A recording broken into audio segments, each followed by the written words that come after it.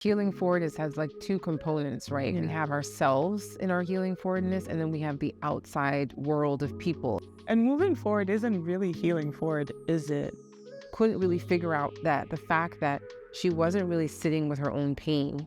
She wasn't setting boundaries in that relationship. She was allowing that person to come back in. Culturally, we've been sort of confounded to not be able to go into ourselves, to understand our own self-compassion. As much as we talk about healing forward, to me, in the imagery of that is kinetic, right? Yeah. It's movement. There's also like a pause and a stop and a slow down.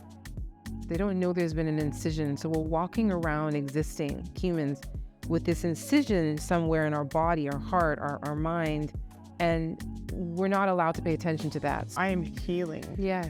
Like, how do we begin to shift the focus through the process of healing?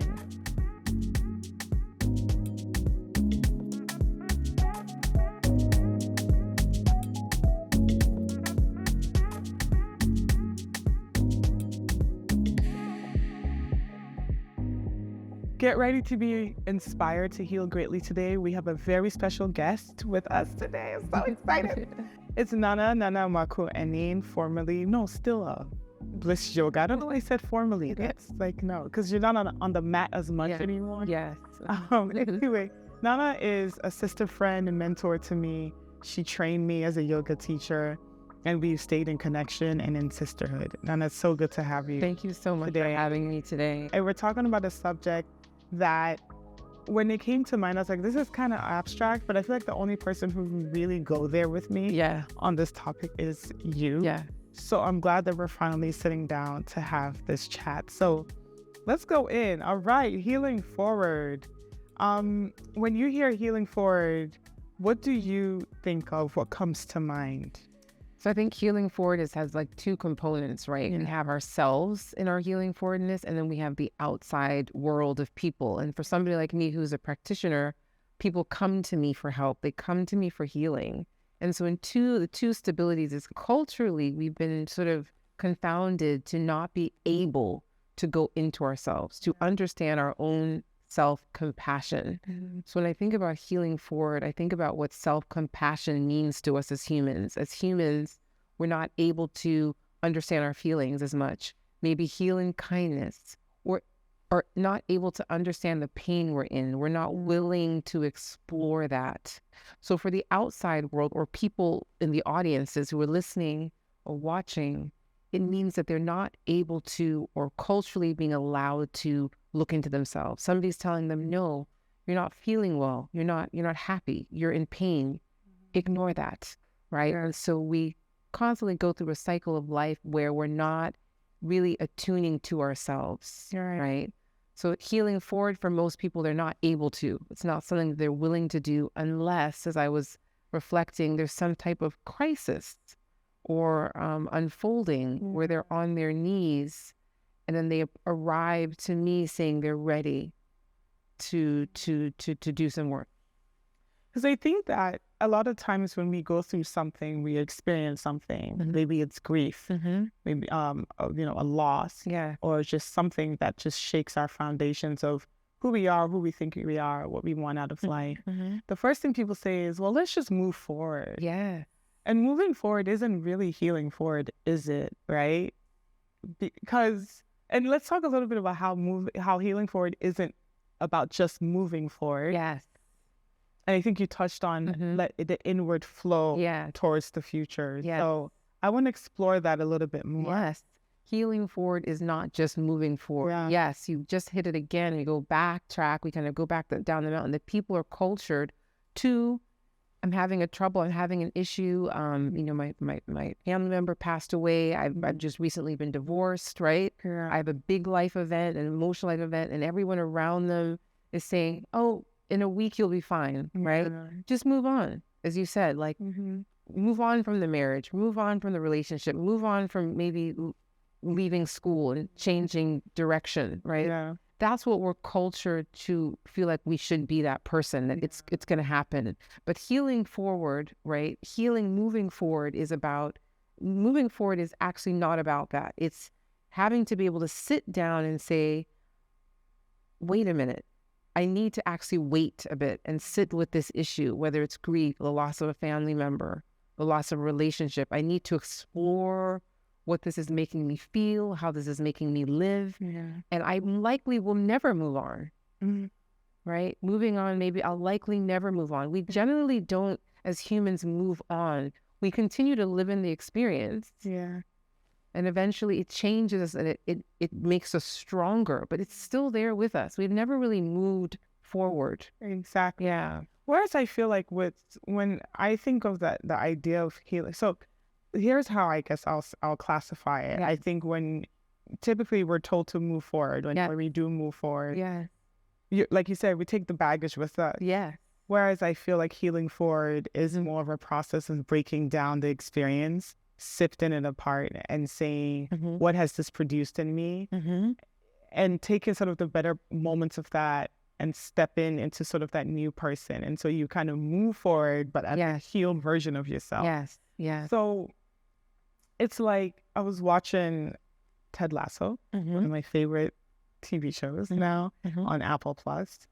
And there's a scene where one of the characters experiences something really tragic, and his father tells him, don't fight back, fight forward. Because I think sometimes it's so easy to get stuck in our healing. I went in circles many, many years doing the same thing over and over and over again. Like existing in a place of, I am hurt, I am damaged. And that was as far as my awareness would go. So even when I was reading the self-help books, I was still coming back to a place of, well, of course I reacted this way because I'm so damaged. So, just constantly being in that cycle of bringing it back to, I guess I could take all the tools I'm learning in the growth and go in that direction and like move forward as a healed individual. But what I was essentially doing was constantly going back to the pain. Okay, well, there's this really great lesson I've learned, but I can't do anything with that. I'm just so broken, and just going through that constant cycle and realizing that as much as I claimed I wanted healing, I could not really take the healing with me and move to the next stage. There you go. And what you said to me really like sparked something in me. And just imagining when you talk about moving forward, imagine if you have like a sack of, clay or a sack of maybe bones, right? And when we're saying we're moving forward, usually what it is people were dragging that visually, you're dragging a sack of weight around for the rest of most of your life.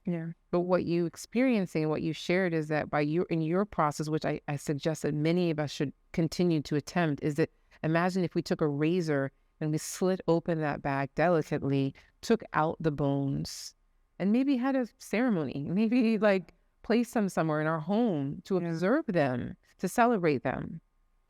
And that's what moving on should look like. It isn't dragging that bag of used clothes, folks. Exactly. A sack of food waste or, clothing waste. So in your remarks that you sent to us ahead of the show, one of the concepts I pulled from that beautiful voice note is that you said that healing forward involves setting boundaries, making space for self, and to heal with kindness and understand one's own suffering. That's powerful. And I think that fits with this idea that we constantly live. I'll give you an example. I worked with a wonderful human and client in the last few years who was trying to move on for a relationship, right? Had been divorced and was kind of the back and forth in relationship and couldn't really figure out that the fact that she wasn't really sitting with her own pain. She wasn't setting boundaries in that relationship. She was allowing that person to come back in. And then ultimately, she wasn't being kind to herself. I think we're constantly on this positioning of sort of self-hating, like woundology, like I'm in pain. I'm bad. This is about me. And so we don't treat ourselves very kindly. It's just this whole model of life, an example where, we're not willing to go to the spa. It's just, oh no, I don't have the time for that. That's too good for me. I'm not deserving of that, right? That kindness, or I'm not going to book that trip because I haven't worked hard enough. I don't want to take vacation. So moving in that direction, kindness, self-compassion allows us to take in all of those things, right? Heal more because we're being kind to ourselves, and our boundary setting, we're setting boundaries, but we're also being open. Mm-hmm. I really like what you said about woundology. I'm actually stealing that. Yeah. But a lot of times when we talk about growth, then it becomes all about the wounds. And then I'm just curious to know, what process can one take to move from the wounds? Yeah. And such a deep focus on the wounds, like how am I broken? And moving from these are all the broken pieces. This is all that defines me as broken, to a place to say, oh no, I am healing. Yeah. Like, how do we begin to shift the focus? To the process of healing. I think that most of us don't even know there's a cut. They don't know there's been an incision. So we're walking around existing humans with this incision somewhere in our body, our heart, our mind, and we're not allowed to pay attention to that. So it's sort of leaking. Yeah. And over time, we break down. Yeah. So I love that you described sort of trauma, pain in terms of incisions, like getting cut up. It's a way of seeing it more. Yeah, it is, because I think we diminish as a visual. Yeah, that's a very strong visual of what we experience when we go through physical pain, emotional and mental pain that is not taken care of when we relate it to the physical. But how do you think we get there? How do we get to a place where the incisions happen and we don't even notice it anymore? We don't even notice it happening. Yeah. Well, I was saying that, think about where we live. We're on the continent, we're in Africa. Think about the world, I'll say the more industrialized world, as they will claim on different sides of the sphere. Yeah. But we are in those environments, which we both move through. We've both lived through, right? There's, being overworked, having no time, and also being championed in your life, in your profession, for being so busy. Exactly. For being so hurried and worried. So if you're in that state of non-awakeness where you're sort of sleepwalking through your life, how will you know if there's a little slit that's getting a little bigger and a little bigger and a little bigger? And that's where we have environments in those areas where it's really about placating people with medications. And once the symptom shows up, all of a sudden we're going in, versus allowing us to see the wound developing and to treat it, right? Yeah. So a lot of us are asleep, and sometimes it's that emergency when there's so much bleeding that we have to rush to the ER, right? To solve it. It's kind of interesting because I'm also sitting here as you're speaking, trying to understand where my own awakening came from and comes from. Like, at what point did I sort of tell myself or begin to engage myself to sort of, hey, wake up, you've been shut down for so long? Because we begin the process of shutting down. Yes. For some of us, very early in life. We begin the process of becoming smaller or shutting off our ability to be full emotional beings. Yeah. Because we don't feel that either physical, emotional, or mental safety to have that. I mean, everybody remembers the day that they cried about something that seemed small to someone else and being called a crybaby or too sensitive or not strong enough. And everybody has a moment where they were punished for being their true selves. Yeah. One way or another, right? Like, everybody has, either because your peers made fun of you, or you got a spanking, or you got something that signaled to you, I can't be myself. I can't express myself the way that I see the world. Yeah. And we begin the process of shutting down. For some of us, that process never ends. We never really wake up. We basically go to the grave completely shut down. For some of us, we begin to awaken to our true inner leanings. And I'm sitting here going through my mind, like, what was like the light bulb moment for me? And I'm curious to know, when was yours? Yeah. If you had one of it. Was it like a one-time thing? Or was it a gradual thing? Yeah. Okay, was it like a punctuated moment of like awakenness? Yeah. Yes. And I think that it comes from in my own experience, in my personal story, professional story, being in different industries throughout my career, in the sort of the lawyering times of my career, being under so much stress and exhibiting all the stress related disorders of weight loss and insomnia, and still working and still, going to trial, right? And it wasn't until somebody identified that there was trauma. I was saying, what I say to you about self-compassion, about healing, is that sometimes somebody has to give you permission to say you are in pain. Somebody also has to tell you. I remember having a conversation with somebody I admire who said, this is traumatic. You've experienced trauma. And I remember going home and sitting down and saying, wow, she's right. Wow. Right? So I think that sometimes somebody has to give you permission or affirm for you or observe it in you. And then that was my light bulb moment. Wow. That's deep, Nana, because in terms of permission, I think that when we talk about permission, my thoughts, my ideas go straight to the parental unit. Yeah. Especially when you talk about mental health, emotional upbringing. I think so many of us inherit a lot of that presentation. Yeah. And a lot of times that presentation may be very different from your personal and individual leanings and presentation. Yeah. But feeling that need to replicate, mimic what has been presented to you. And I remember being a young woman. I feel like the really big shift came in 2015 for me. I was functioning through a nervous breakdown, and I finally had a friend come visit me from Botswana. And we were talking about another mutual friend and sort of a process that she had been through. Yeah.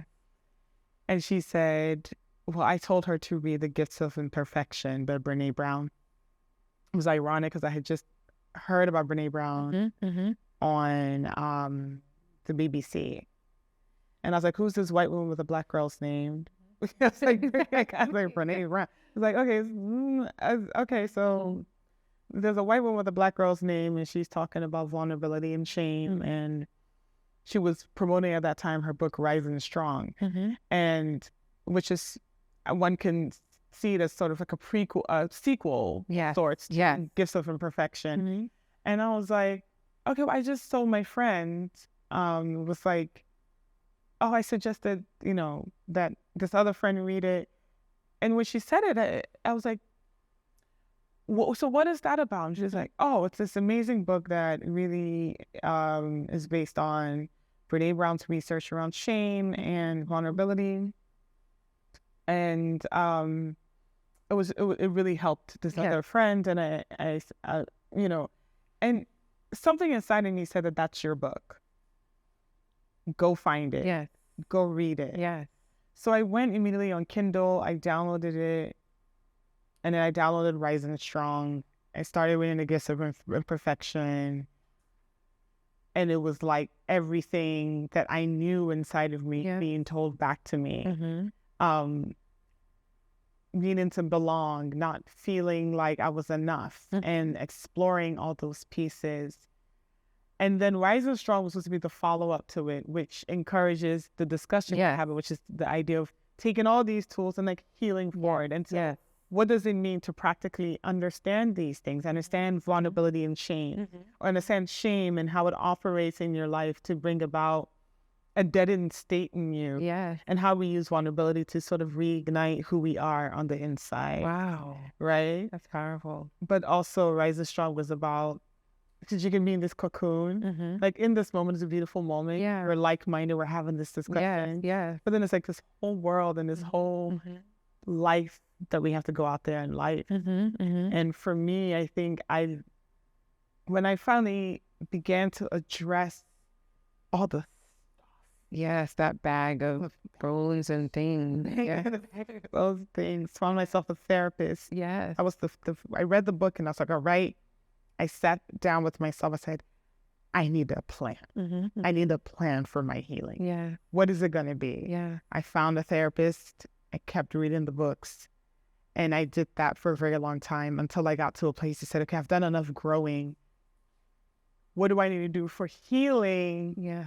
And I was listening to an interview of like Iyanla on Breakfast Club or something. And she said something that stuck with me. She said, healing is energetic. She said, growth, you can read the books and go to therapy, which is all good and wonderful, but that's growth work. Yeah. Healing work is energetic, which as a Christian woman, I took to mean healing work is spiritual work. And that was mind-blowing because I was like, okay, I haven't been in church in about 5-6 years. So if this healing thing is a spiritual walk, what is that like for me? Which turned into me, you know, getting closer to 1 or 2 pastor friends to look for their spiritual guidance, praying, availing myself to the Word of God.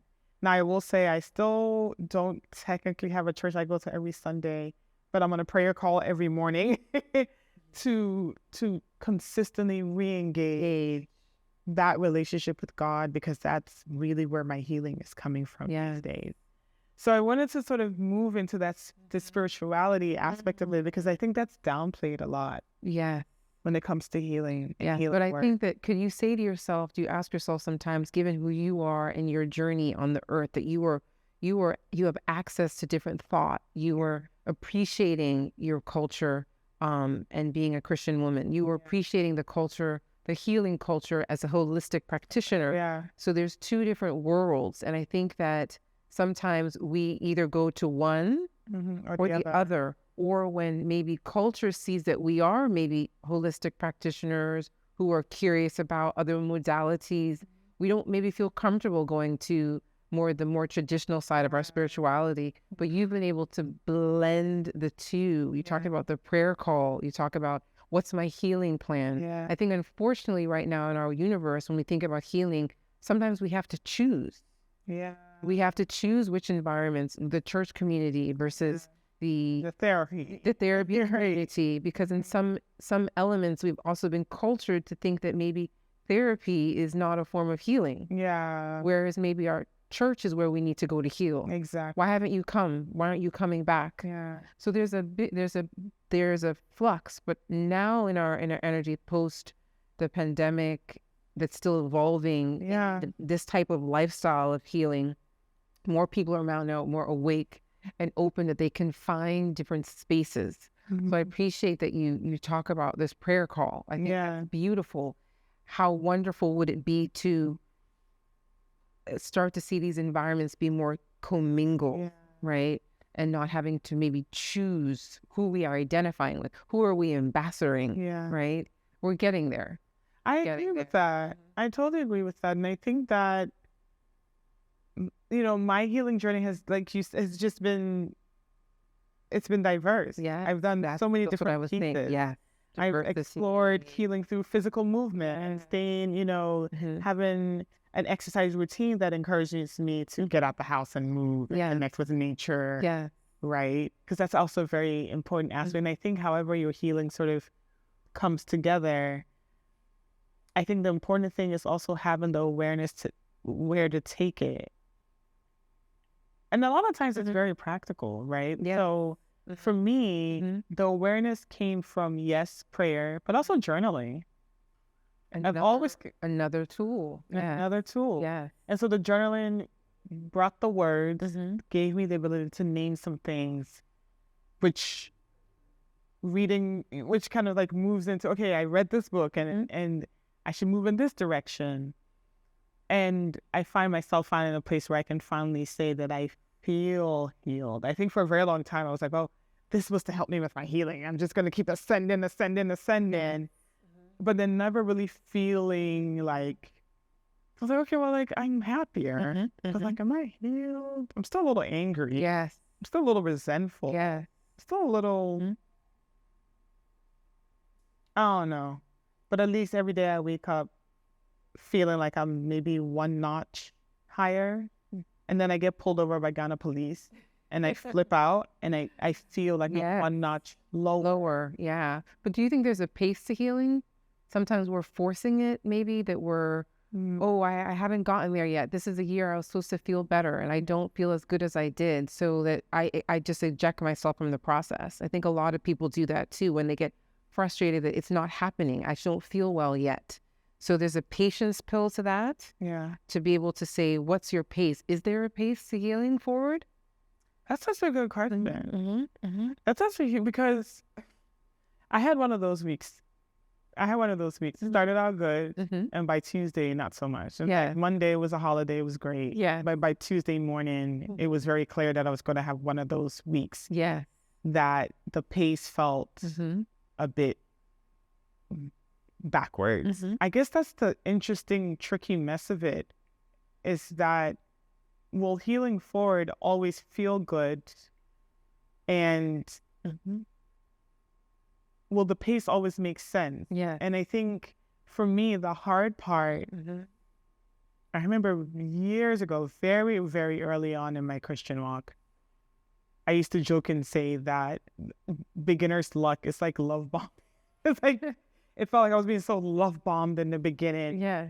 Where I would pray and things would happen, or I would, speak into existence, and it was all happening, and then it felt like it stopped, and I remember my faith being like, sometimes we just exit, right? And exiting the walk, completely exiting the walk, and saying, "Man, this I can't be on this trip." But then, what are we supposed to take from that? Yeah. From that moment of pause? Yeah. What am I supposed to do with that? This is supposed to move in the forward direction. Talking about that pace, right? And then it slows down. But again, when we're conscious enough to understand that maybe that faith is telling us that that's part of our healing, that we need to stop, that maybe we're tired, maybe we're too engaged right now, maybe we need to stop, right? So when we're conscious enough, we can get there. But most people aren't even ready to enter the track, and get on the railroad and start moving, right? And sometimes we also ask ourselves the question that some people will never heal forward, right? They may not exist to be either pulled in or to be ready. Like, you're ready. You've been ready for this process. Yeah. But many people aren't ready. And I think sometimes that's also okay to understand that that's the way the universe exists, right? Is the universe fair? But is it fair? Yeah. Well, when there's a light that's shown on you based on the efforts you've made to get to know yourself, you have that opportunity. So sometimes I look at it as that some of us have that opportunity, and others of us, we may have to try and help along and then just wait and maybe pray that they'll get there for us, that healing forward will become a decision that they can finally make. Finally, right? Yeah. But it also seems a bit unfair that it's all going good until it's not. Yeah. And it also seems a bit paradoxical that in as much as we're talking about healing forward, which to me, in the imagery of that is kinetic, right? Yeah. It's movement. To say that, no, there's also some potential energy in there, right? There's also like a pause and a stop and a slow down. And how that sits in my body is, it doesn't settle well. And I understand. And I recently talked to a friend who's been going through a life cycle, different life events, and has been in and out of the country, but recently got in touch with me and said, I'm so sorry. I kind of just vanished from the scene, right? I feel so bad. I really want to apologize. I haven't really been contacting you, calling you. And I remember saying to myself, like, is that something that this person needs to apologize for? Yeah. Maybe it's just that her healing forward, she had to stop for a while and maybe get back to herself before she could get back on the mill. But we're constantly programmed to say that when we get on these journeys, however difficult they are, we just have to stay on it, right? But that question of getting that voice note or hearing your friend call you and say, I'm so sorry. I just kind of haven't been around. I've been going through stuff. Maybe you've been pausing. Maybe you needed to be in a space where you were on your own, and that's okay too. So healing forward sometimes is the pause. Right? Wow. Yeah. Wow. Healing forward sometimes is the pause. As someone who went through what I went through this week,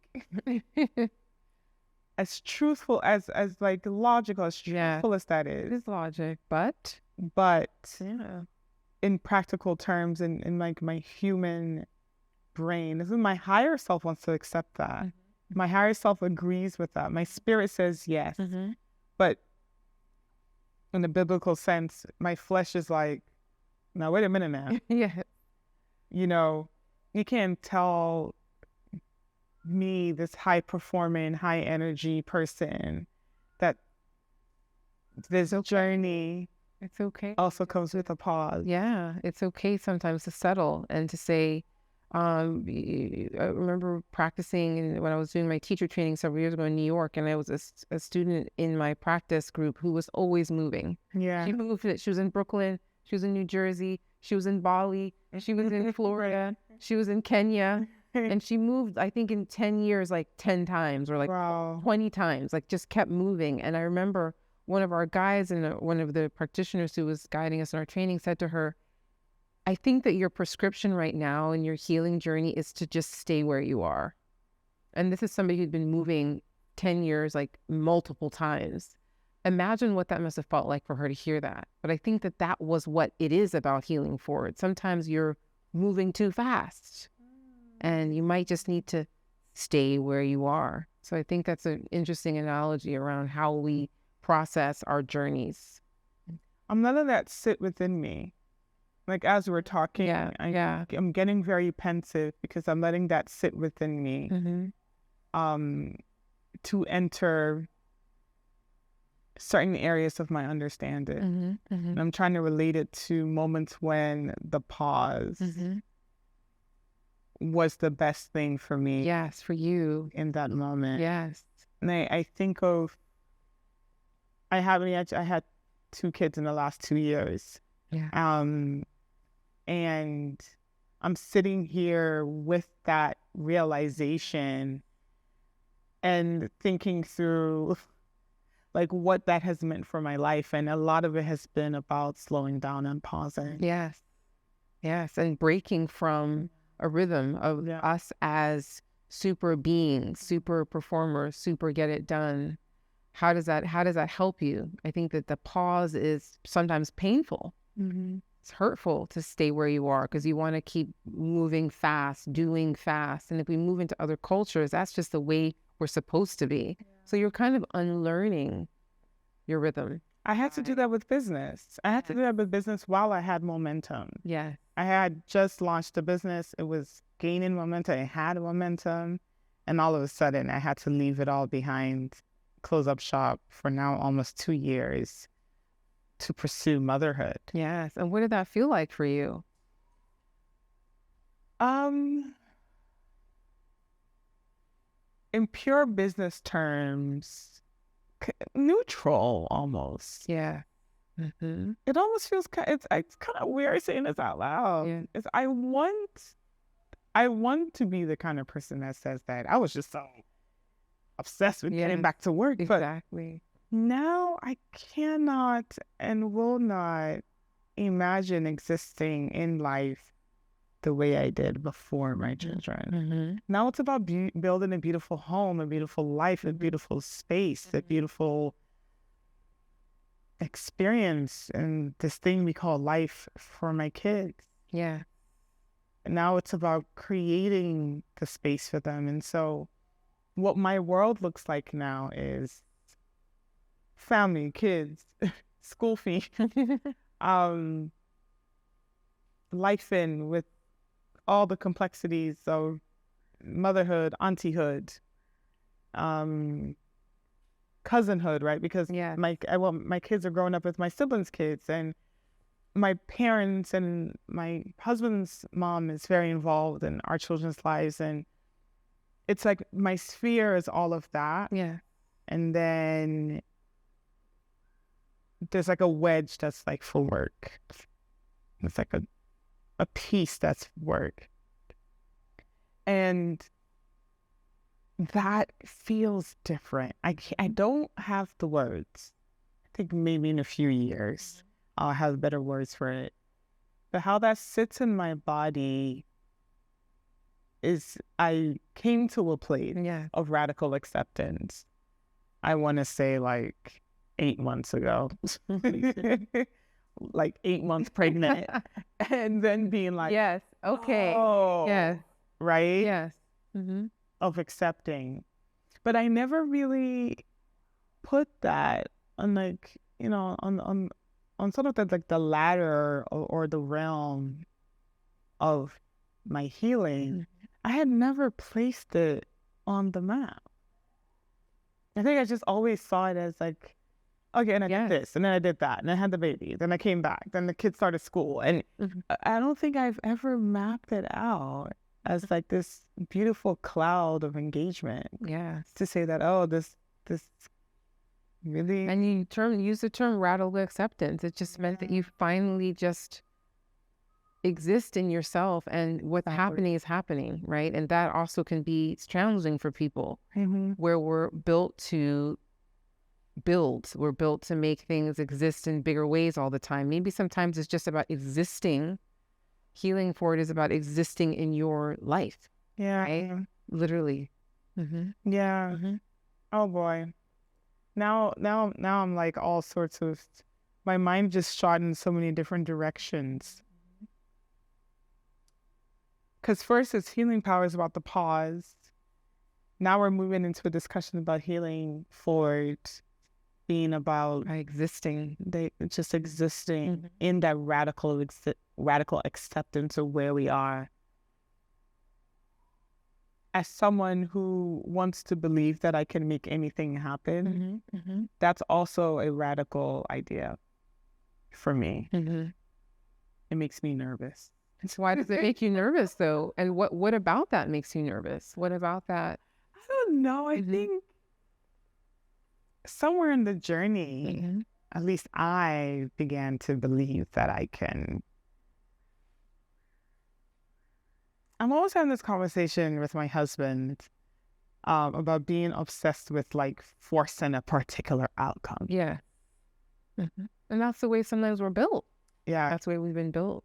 We need to force an outcome. You need to make sure that this action yields this result. And then you start healing and you say, well, do you really want to heal forward? Like go up, higher, ascend. And then we find out that it's not so much about forcing the outcome, but it's also about accepting certain outcomes. Yeah. And just believing that in the grand scheme of things, in the grand picture, it all fits. Yeah. But again, all of this, I think, comes down to how we're cultured, how when we're children, we're in school and somebody tells you that you're too free, that you're writing.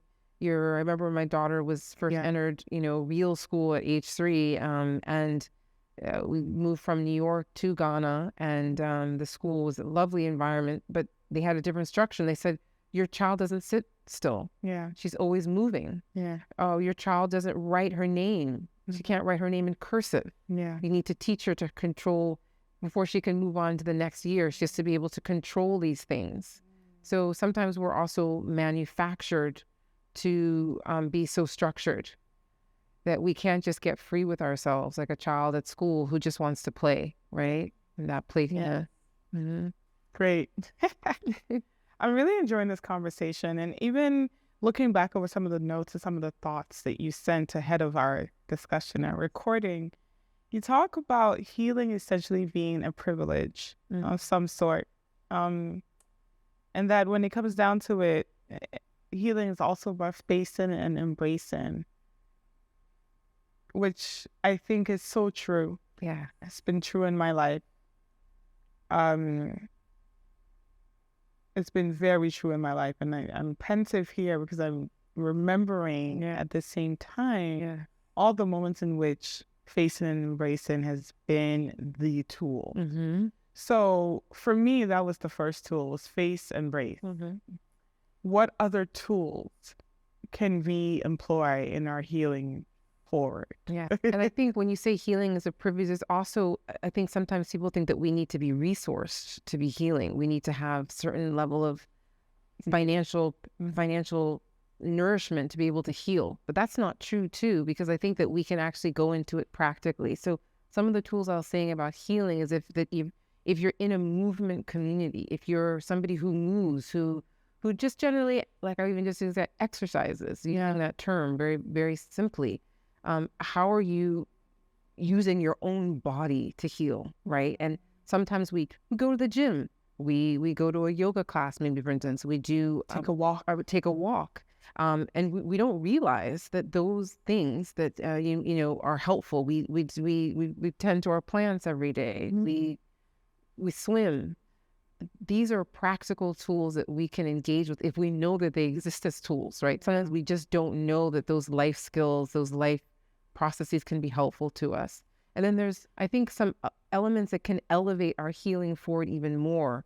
That would be being in therapeutic environments, seeking out, as you mentioned, Nana, that you found a therapist, right? Not being afraid, though, to understand that that is somebody who would be helpful, maybe even just for one occasion, for one hour of your life. I in my experiences with therapy, I've had very few therapeutic, more traditional therapeutic relationships with psychologists or psychiatrists. But I still remember that one session, like 15, 20 years ago, where that person said to me, you know, you're experiencing some trauma, and me walking out the door. So those are tools. They're practical ways that we can engage. It doesn't have to always be about financial nourishment. And I need to go to a silent retreat in Kenya, right, to pay $7,000 to be with people for a week to heal. I can walk, I can swim. I can also be in community with people. I can call people. I can re-engage socially, come out of myself. I can pray and laugh, which are both free. Yes. Yeah, which are both free. There are a lot of free ways to re-engage. I was watching a documentary,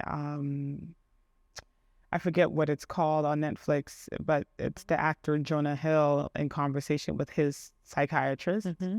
And the psychiatrist mentioned that a lot of one thing that people really ignore is the physical relationship with your body as an entry point towards mental and emotional healing. Yes, the relationship to your body, the relationship to your body, movement. Yeah, and what that means. And I think if you walk every day to work in a hurried pace, the idea of taking a walk does not connect with personal healing. Yes, and so I think there's some re-engagement that still needs to happen in our modern day lives to be able to say, oh, I can actually walk for leisure. Yeah. And I can actually walk at a pace that increases my ability to slow down and take it all in. Yeah. And they also always say that there should be a healer in every home. There should be somebody who's healing forward in every home. So you in yourself being in your environment is going to re-engage. When you talk about we need to have new learnings as a society, if we continue to place people like yourself in homes, in audio like this, which is moving universally, internationally, that's going to be helpful. Sometimes it's also about, like, I'm sure you've listened, read books, as you were talking about, where you're like, this is a lighthouse moment for me. Sometimes it's also about that and healing forward, having a healing forward person in your environment as well. That's able to bring that along. Yeah. I think that's also another conversation, being the healer in the home. Yeah. While everybody else is not. But that's a conversation for another day, because that comes with its own struggle. But I think I'm finally at a part of my healing where I'm seeing that as a blessing. For a very long time, I didn't see myself as a person who's committed to healing forward, but feeling alone in that and not seeing that as a blessing. Seeing it as like, well, I have to be the only one who has the awareness of this. But like coming to a place, like you said, faith and embracing. Every stage will come with what you need to face and embrace.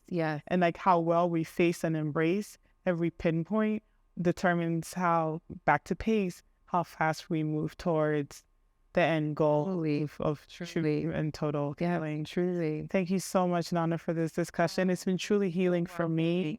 to sit across from you and receive that. You're so important in my life. I want to say that to you today, face to face, but also on camera.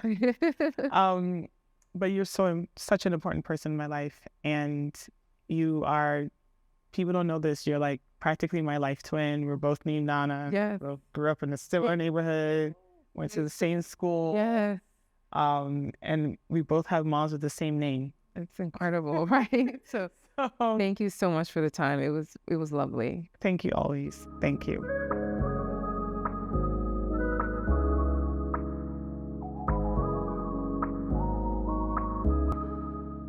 When I think about healing forward, I think about our conditions in life. I keep saying this over this journey we've had in discussion, is that we're generally asleep, most of us. If you think about the population of the world, I'd say like 90% of us who are walking around are asleep to ourselves.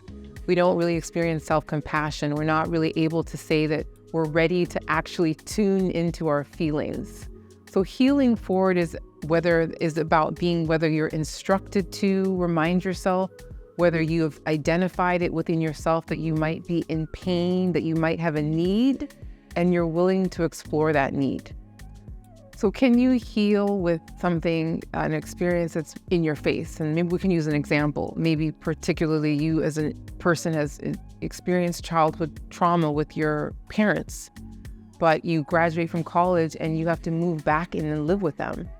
How are you able to really heal from that? And I think that when we're engaging with people that are wounded and who have hurt us, how we heal is how we accept love or shine a form of love on them, right? We say that we love them and that we are not forgiving what they maybe have done to us, but in order to exist with them, we're wishing with them well. We're hoping that they can treat us with kindness, but also we're shining good energy in that environment on them and hoping that they'll meet us halfway. And if they're not meeting us halfway, that we may have to leave that scenario. What if healing is not an option? In a previous and exciting, magical set of my career, I worked as a prosecutor. I also worked with defense lawyers in my time on an innocence project. But can you imagine that you maybe have been in prison for 30 years and you've just been released, and they've told you that they realized and they believed that you were innocent, but for 30 years you were in a cell and you've just been released? Do you think that you could heal from that? Sometimes you're not going to be able to actually heal from that situation. However, you're able to exist with peace, meaning that you're able to, again, like I said, shine a sense of light and love on all those who have supported you through that journey. And so you're able to build up a love armor that allows you to live through that and continue to be part of that experience that you experienced. So how does our environment affect our healing process? Well, imagine that you live in a room that doesn't have any light. You have, shades or you live in a country, you live in a city, you live in the UK and the sun doesn't really shine. You go through summers where you're wearing a jacket all the time.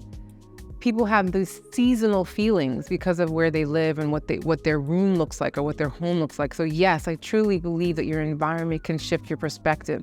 Imagine living in that environment where there's no sun or rarely sun, then moving to Bermuda, right? When I first moved to Ghana, I got off the plane, and my daughter and I had been living in New York with my husband for several moons, and we got off the plane. She's 3 years old, and she says, "Do I need to wear a jacket? Do I need," right? So you could see that this child was finally free and warm, and that changed her forever. So my closing remarks would be that this is an opportunity. What you're listening to, what you're watching is a vortex of opportunities for you to heal. Sometimes we don't know where we should go. We don't know who we can call. Nana has offered us a vortex of space that we can actually get to know ourselves through conversation, dialogue, and questions. So tune in.